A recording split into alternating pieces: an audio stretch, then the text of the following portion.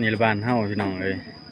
หลังจากขึ้นจากดำไห้ดำหน้าช่วงเช้าเนาะขึ้นมาเที่ยงมาตอนนี้กินข้าวกินน้ำพร้อมกันเนาะโอ้ยหลายคนก็เริ่มมอเลยพี่น้องเอ้ยดำไห้ดำหน้าก็ได้คือบรรยากาศเฮาขึ้นมาจากดำไห้ดำหน้าโอ้เถียงพ่อเฒ่าช่วงโบราณเด้พี่น้องเอ้ยหาเบิ่งยากแล้วเนาะเถียงที่เอาไม้มุงหลังคาเนาะนี่แหละบรรยากาศบ้านเฮา โอ้เมาคักล่ะ หลังจากขึ้นแต่ให้แต่หน้า ไปเมืดเนาะ โอ้ยมาเบิ่งให้เขาเจ้าเฮ็ดในอยู่ในกินเนาะนี่แหละบ้านเฮาเด้อพี่น้องเด้อโอ้ แงวเด้อแงวเด้อ ต้นเป็นตาแซ่บพี่น้องเอ้ย เอา อืมอันนี้ของแซ่บ แงวหวานแงวหวาน บักแง่วเดี๋ยวกลัวอยู่คือกินอยู่หน้าเด้อพี่น้องเอ้ยยังนี่ฮะ นุ้ยผมมาเข้ากล้องบ่นุ้ย บักนัดไปโอ้นี่แหละ มาเข้ากล้องผัวตัวนี้ ขี้พื้นขี้ไฟพี่น้องเอ้ยอยู่แบบนี้คือบ้านเฮาเนาะโอ้ธรรมชาติเหลือเกินเนาะ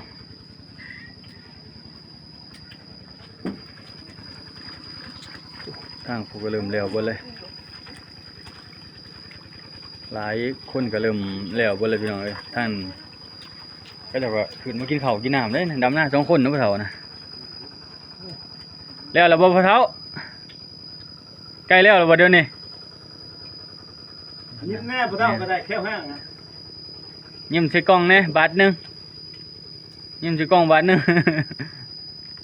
ดำหน้า2คนผู้เมียพี่น้องเอ้ยหน้าเราทางนั้นเนาะยั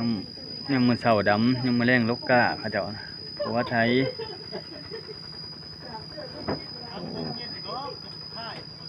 อันใดบ่เฒ่าอันใดก็โอ้ต้องมีแนวเย็นก่อนเนาะอันจังสิยิ้มได้แล้วอะ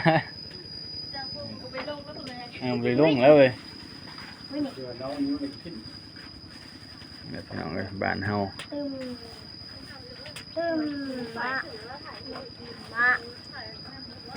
หวานบ่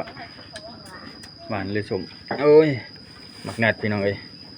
หมักนัดสวนพ่อเฒ่าเด้นี่แม่ว่าโอ้มาทานนะพี่น้องเอ้ยหมักนัดแล้วปลูกกินเองเนาะพักได้เนาะแซ่บไปละสบายดีนะติสบายดีพากันสบายดีนะติเอาไว้ก่อนเอาไปดีมากินได้มากินเนาะ มื้อนี้มาดำหน้าพ่อเฒ่านะโอ้เมียพี่น้องเอ้ย คนบางคนเจ็บ พอเดี๋ยวย่างเวียนเสากันท้ายแล้วพอเดี๋ยวนอนมีสมอง ร้ายหายของนั้นนะ โยยย่าแล้วพระเจ้าก็ลายตาย เบิ่งเถียงพี่น้อง เขาซับกัน เถียงโบราณนะคือบ่กองเคยถ่ายแหละเคยมานอนอยู่นี่ตะกี้ก็เพราะว่าอยู่นี่มีสัญญาณดีคักอยู่นี่ เวลา 4G เต็มเลยนะเลยได้มานอนลงคลิปลงหยังอยู่นี่แหล้วพี่น้องเอ้ยบรรยากาศดีแฮงเนาะพี่เล่ก็เล่นนี่กล่องพี่เล็กเฮ้ยเช้าถ่ายแล้วมาถ่ายเมื่อคืนพี่ขึ้นพี่เนี่ยชวนในเรื่อง หมกมอง แล้วไปกัน หมกมองสุกพี่น้องเอ้ย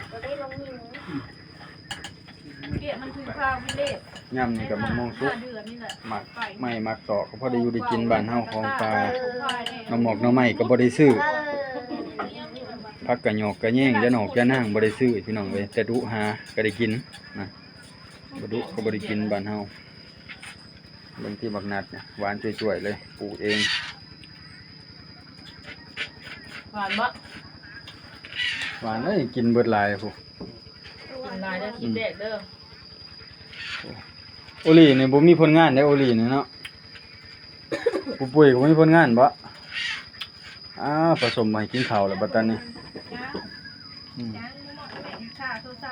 ไปเบิ้งเปิดเบิ้งโทรศัพท์ มันได้เฮ็ดหยังกิน เกี่ยวเปิดมันอยู่อ่ะ ป่นปลาบ่ ตอนเขาไปสมเนาะ แจ้ว แจ่ว แก้วต้มปลาเน้น ต้ ผม ม เชื่ ปลา อว่า นิ่ เจ็บท้องเลยรู้แค่ไหน หมัก เขาได้ห้องก่อนได้ไหน นัด พอเดี๋ยวย้างจะได้เชื่อไปเบิ้ง หน้าเราหลายๆเด้อพี่น้องหน้างาม ให้โทษ50 บ่ได้ใส่ปอกใส่ปุ๋ยนะ สมบูรณ์แล้วบ่ล่ะ เดี๋ยวหนักดี อืม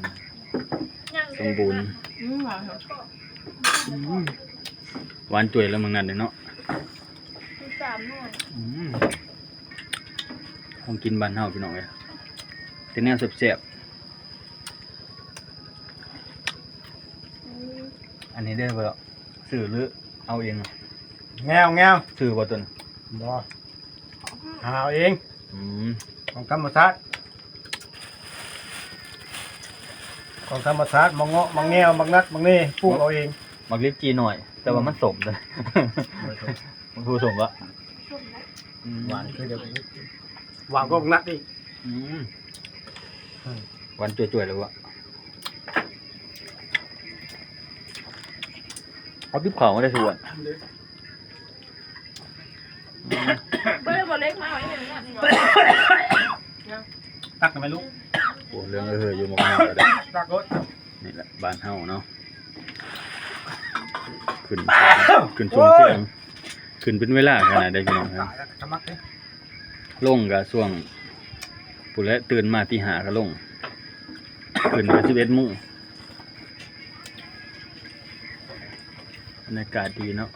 นอนเย็นขนาดใดรับลึกเลยนอนอยู่นี่นะเวลามานอนลมมันมาได้ทุกทาง เดี๋ยวต้องเผาอันกาเผาเข้าเดี๋ยวหัวเผาให้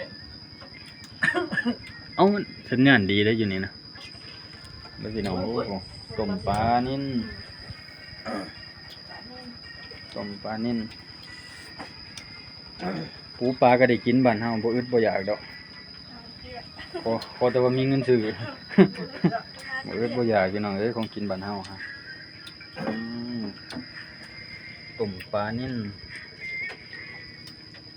คือมาหาแม่หนูปุ้ย เดี๋ยวนายไปขายค เบิ่งให้หน้าตะกร้าเขาเด้อพี่น้องเอ้ยทางผู้ก็เป็น มานี่มาผมให้นี่ ผู้เป็นเขาไปพี่น้องทางนั้นแห้งหลายทางนั้นมีแต่ผู้แต่พาไปโอ้บรรยากาศนี่ดีครับคือบางคนนะเขาเจ้าหน้าหลายเขาเจ้าเฮ็ดหลายคนนะพี่น้องเอ้ยบางคนหน้าเฮ็ด3-4 ธง ไปโรงเรียน ผู้แล้วย่ำคลายข้าวคลายน้ำโอ้ยพี่น้องเอ้ยหลายคนก็มีแห้งใจแหละยิ้มออกตอนนั้นเลยเนาะแต่ว่าตอนนี้ก็บ่ทันปานใดดอกคิดว่านะเนาะ พาให้ลูกตัวใหญ่ก่อนกันที่เอาส่งไว้พอเขาได้มีคนย่อดีใหญ่ตัวเอา ำบ่ค่ะปีเนาะ เขาทิมเพื่อนแล้วเขาได้น้อง ที่อยู่นั้นมาเอาดีมั้ย โตจะหน่อยเท่าเลยเธอ นี่ผมให้นี่ เอาปีหน้าอีกอยู่คุย เอาโอลีฟมากับผู้ใดนี่ เอามาพี่แน่มันบอกว่าเดียว ลงเอาเข้ามาผมให้เพื่อนก่อน แบ่งอันนั้นให้เจ๊สวยค่ะเอาออกเกลื จะ อ มีอีกถ้วยนึงค่ะ ไม่ แก้ ด้ ว วย เดี๋ยวพี่น้องเอ้ยกำลังเฮ็ดอยู่ครัวกินเนาะแต่งอยู่แต่งกินบรรยากาศก็ดีเลย หมูเนี่ยผมมีผมเนาะ บัว ครึมอากาศก็ครึมจักหน่อยมัน มาถ้วยน้อยตักอีกนี่ ต้มปลานิ่นเห็น ตั ไหม กอีกบ่ เอาอันเดียวดัก เอา แก้ว พ นี่ ยาไว้แต่พูดเลยดิ จะหาอันใส่หรือเปล่าเดี๋ยวพันเดียวกันนะ น้ำกินพี่น้องเอ้ย เย็นๆเดี๋ยวลงตักไปชุบ อ้าวไปเลยนี่นั่งมือหายมัน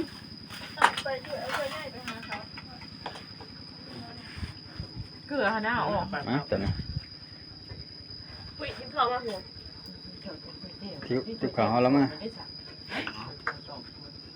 ได้แบ่งดิ เอ๊ะอันนี้ก็ได้เลยครับ ใช่ในเครื่องกลาง นี่แหละพี่น้องเอ้ยบ้านเฮาเนาะปูปลาก็บ่อึดดอกโอ้แต่ว่ามีเงินซื้อเขาอะนะได้กินเบิดอยากกินหยังก็ได้พี่น้องได้เวลาลงมือแล้วจ้ะเนี่ย ปุ้ยนั่งแม่ เดี๋ยว ว่า มาพี่เดินเลยด้วยเอาไว้มาพี่เดิน เอาตัวนี้พี่น้อง ร เอ้ย ถเข้าวัดใส่ใส่นี่ไปเลยนะ ต้มปลานิ่นพี่น้องเอ้ยมากินน้ำกัน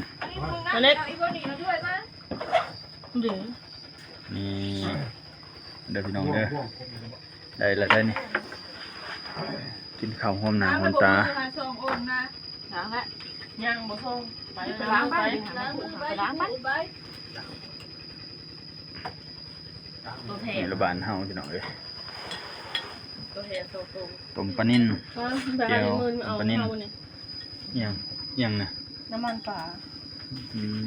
เอาลูกหวังพ่อ มาใส่นี่โอ้ยพี่น้องสูตรนะเขาติดมือติดหยังกันนี่แหละเอ้าโอเคพี่น้องตัวนี้กินข้าวกินน้ำน้องกัน